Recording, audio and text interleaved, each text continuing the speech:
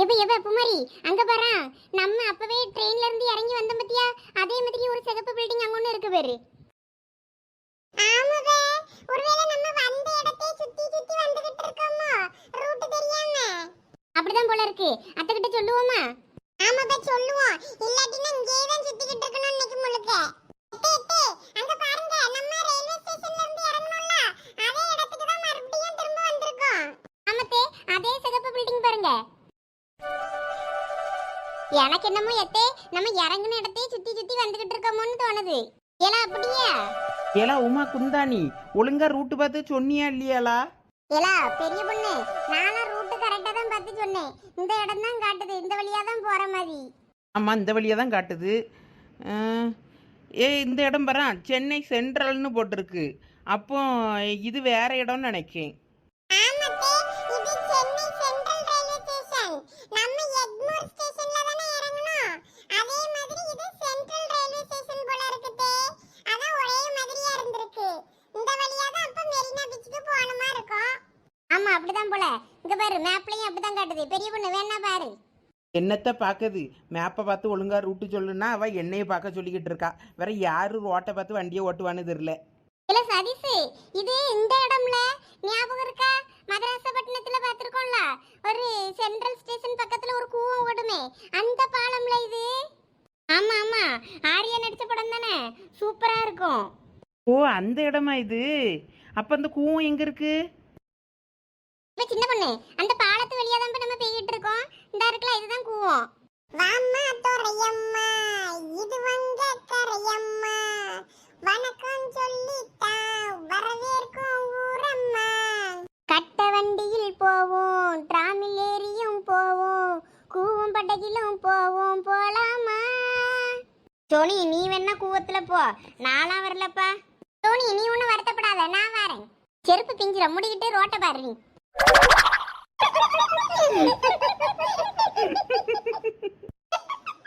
அசிங்கப்பட்டான் ஆட்டோக்காரன். ஆய மூடல சதீஷ். இந்த இடத்த கடந்து போகிறதுக்கே அரை மணி நேரத்துக்கு மேலே ஆகும் போல இருக்க.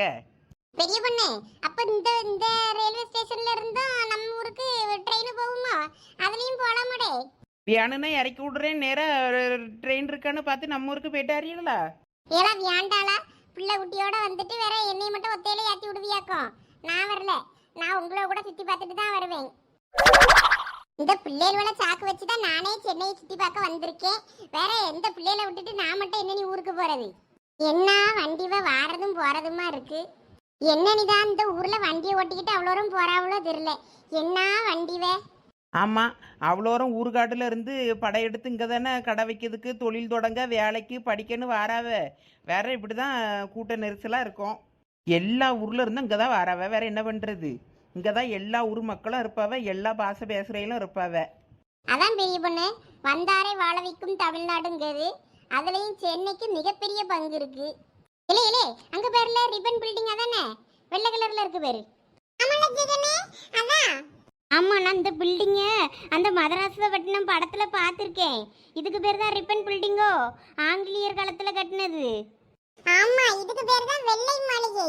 பாரு என்ன அழகா வெள்ளை வெள்ளைன்னு ஜொலிக்குது. வெள்ளைக்காரன் காலத்துல கட்டின கோட்டை கூட இன்னும் வெள்ளை வெள்ளைன்னு ஜொலிச்சுக்கிட்டு இருக்கு. அப்பப்ப வெள்ளை அடிப்பானுவோல என்னமோ. ஆனா பில்டிங் என்ன இன்னும் இப்ப வரைக்கும் இருக்குது, நல்லாதான். ஆனா இப்ப போடியவனு ரோடு ஒரு வாரம் கூட தாங்க மாட்டேங்கு, உடனே பிஞ்சு போய் கிடக்கு. என்னத்த சொல்ல, வெள்ளைக்காரனே இன்னும் இந்த நாட்டை ஆண்டிருக்கலாம் போல இருக்கு. நான் இதெல்லாம் போட்டோ எடுத்து வச்சுக்கிட்டேன், அப்பதான் ஊருக்கு போய் எல்லார்கிட்டையும் காட்ட முடியும் நாங்க இந்த இடம்லாம் பார்த்தோன்னு. ஆமாம் ஆமாம், நல்லா போட்டோ எடுத்து வச்சுக்கிடுங்க. நீங்க வண்டியை நிப்பாட்டினீங்கன்னா நாங்க பக்கத்துல போய் போட்டோ எடுத்து வச்சுக்கிடுவோம். நாங்களும் சேர்ந்து செல்ஃபி எடுப்போம்ல. இல்லை, இங்குன்னு ரோட்லலாம் நிப்பாட்ட முடியாதுல, வண்டி டிராஃபிக் ஆகிட்டு இருக்கதை பார்க்கல. இன்னும் இந்த இடத்த கடந்து போகிறதுக்கே ரொம்ப நேரம் ஆகும் போல இருக்கு. ரொம்ப பஸ்ஸும் காரும் வண்டி ஆட்டோன்னு வந்துக்கிட்டே இருக்கு. போலீஸ்காரங்கன்னா வண்டியை நிப்பாட்டினா திட்டி விடுவான். அங்கே வேறு டிராஃபிக் போலீஸ்காரெல்லாம் நிற்கான். பிள்ளைகளவா சொல்லியல்ல, சும்மா இருங்க. ஏமா நாங்களாம் கேட்கலாமா நிப்பாட்ட சொல்லி? சதீஷ் தான் கேட்டான். இதுதானே ரிப்பன் பில்டிங் பாரு, இதுக்கு உங்க பேரை வைக்க சொல்ல போறேன். ஓவரா சோனிய வம்புலுக்காத, அவ அம்மா பக்கத்துல தான் இருக்காவ. இப்போ ஒன்னும் சொல்ல மாட்டாவ. ஊருக்கு வந்ததுக்கு அப்புறம் நீ அந்த தெரு பக்கம் வந்தாலே உன்னை துரத்தி துரத்தி அடிப்பவ பாத்துக்க. அதனால அமைதியா இருந்துரு. எப்ப அந்த இடத்த கடந்து போறதுக்கே ரொம்ப நேரம் ஆகும் போல இருக்கம்மா. நல்ல வேலை பெரிய பொண்ணு, அந்த பையகிட்ட கார் வாங்கிக்கிட்டு வந்தோம். இல்லாட்டினா நம்மளாலலாம் இந்த இப்படி அலைஞ்சு திரிஞ்சு பஸ்ல எல்லாம் ஏறி இந்த ஊர்ல எங்கேயும் சுத்தி பார்க்க பேய்கிட இயலாது போல இருக்கு. ஆமாக்கா, அதான் கவினுக்கிட்ட அவன் ஃப்ரெண்டுகிட்ட சொல்லி ஒரு கார் மட்டும் ஏற்பாடு பண்ணுன்னு சொன்னேன். சுற்றி பார்க்க எதுவும் வேணா ஃப்ரெண்டு பயிலோட வர சொல்லட்டுமான்னா, வேண்டாம் வேண்டாம், அவங்களுக்கு நம்ம கூட வந்தால் வெறுத்து போயிடும், நாங்கள் போய் பார்த்துக்கிட்டியோன்னு சொன்னேன். நல்ல வேளை கார் மட்டும் காலையிலே கொண்டு வந்து அந்த பையன் தந்துட்டான். ஆமா, நல்ல பையதான், வந்து தந்துட்டு போயிட்டான். பெரிய பொண்ணு, இது என்ன ஒரு பெரிய பில்டிங்கா இருக்கு? இது பெரிய ஆபீஸா? இல்லை லட்சு, இது ஹாஸ்பிட்டல். ஏ அப்பா, என்ன பெரிய ஹாஸ்பிட்டல்! இவ்வளவு பெரிய ஹாஸ்பிட்டலா இருந்தா அங்க வாரைய கிட்டலாம் பீஸ் எவ்வளவு புடுங்குவான் பாரு. ஏமா, இல்ல அது கவர்மெண்ட் ஹாஸ்பிட்டல்னு போட்டிருக்குமா? அப்படியே கவர்மெண்ட் ஹாஸ்பிட்டல் இவ்வளவு பெருசா இருக்கு? ஆமாம்மா, இந்த ஆஸ்பத்திரி பத்தி நானும் கேள்விப்பட்டிருக்கேன். இது இங்கதான் இருக்கோ கவர்மெண்ட் ஹாஸ்பிட்டல் தானா? இங்க எல்லா நோய்க்கும் பாப்பாவலாம், நல்லா பாப்பாவன்னு சொல்லி கேள்விப்பட்டிருக்கேன். அப்படியா? பரவாயில்ல, இப்பதான் தெரியுது எல்லாரும் சென்னைனா ஏன் அப்படி எல்லாம் வியந்து சொல்லியாவேன்னு. இவ்வளவு பெரிய கவர்மெண்ட் ஹாஸ்பிட்டல் இருக்குன்னா நல்லா எல்லாருக்கும் பார்க்காவ ஃப்ரீயானா பரவாயில்ல தானே? ஆமாக்கு, எல்லாம் நல்லா தான் இருக்கு. ராஜீவ் காந்தி மருத்துவமனைன்னு போட்டிருக்கு. அங்க இருந்து இவ்வளோ தூரம், அம்மா என்ன பெரிய ஹாஸ்பிட்டல், என்ன பில்டிங், நிறைய ரூம் இருக்கும் என்னவே. ஆமா, வேணா உள்ள போய் பாக்குறியா? அம்மா ஆஸ்பத்திரிக்கா நானும் போலப்பா. முதல்ல மெரினா பீச்சை சுத்தி பார்க்க போனோம், அதுக்கப்புறம் தான் எந்த இடத்துக்கா இருந்தாலும். என் ஸ்நேகிதன் ஒருத்தன் இப்படிதான், அவனுக்கு டிவி நோய் என்னமோ இருக்குன்னு சொல்லிட்டு இங்க வந்தான் போல இருக்கு. அங்க அவளும் கச்ச கச்ச கச்சன்னு எல்லாம் ஆளா இருந்ததும் அவன் 2 நாள் கூட அங்க தாக்கு பிடிக்கல, தங்கி இருந்து பார்க்கணும் போல இருக்கு. அவன் பார்க்க முடியேன்னு ஓடி வந்துட்டான்.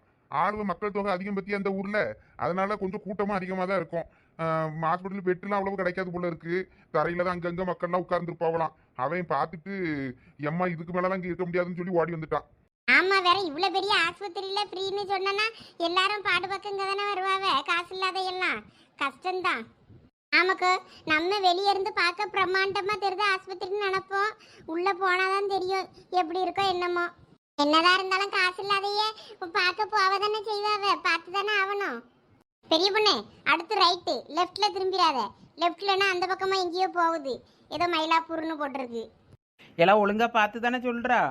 வேணும்னா நீயே போன பாத்துக்க, நான் கரெக்டா தான் சொல்றேன். எப்போ அங்கே பாருங்க, இன்னொரு ரிப்பன் பில்டிங். இப்ப ஆமா சின்ன பொண்ணு, இது ஒரு ரிப்பன் பில்டிங். எப்ப லூசு கோயாக்களா, எங்க வெள்ளை கலர் பில்டிங் இருந்தாலும் அது என்னமே ரிப்பன் பில்டிங் ஆயிருமோ? இது வேற என்ன போவ, சர்ச்சுன்னு நினைக்கேன்.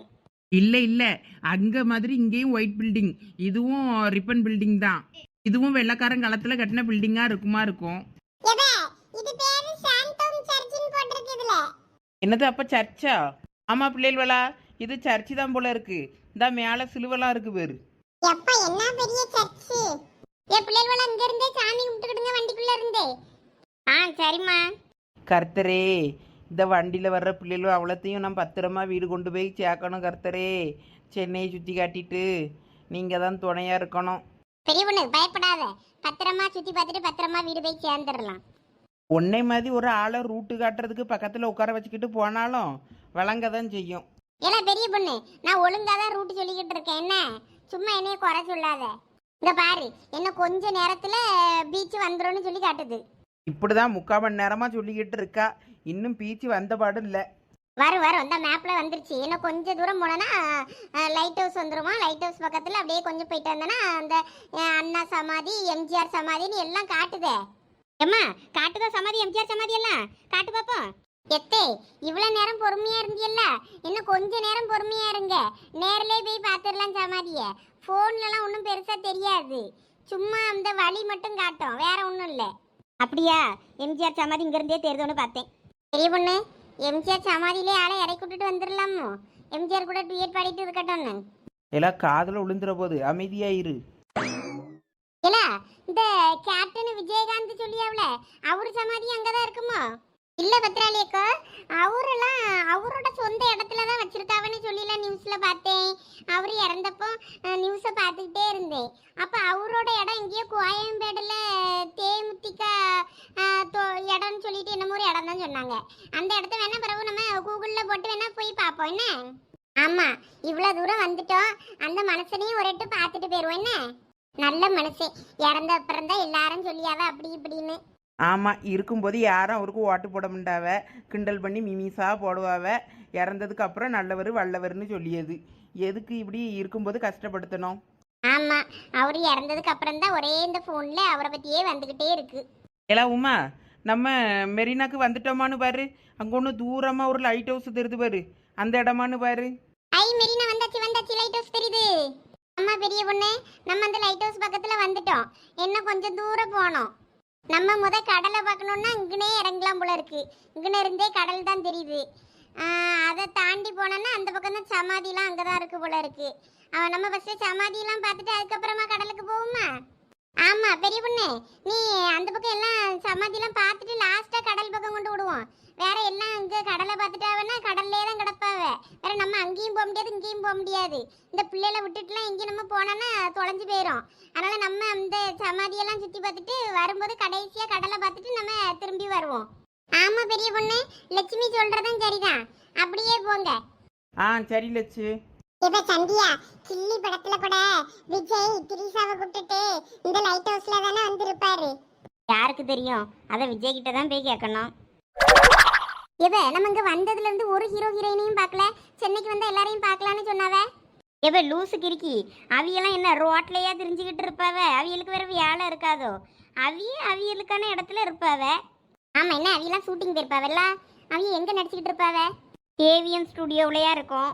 இவ அம்மா கிட்ட கேளாம். அடுத்து நம்ம இங்க பார்த்துட்டு அதுக்கப்புறம் அங்க போவோமான்னு.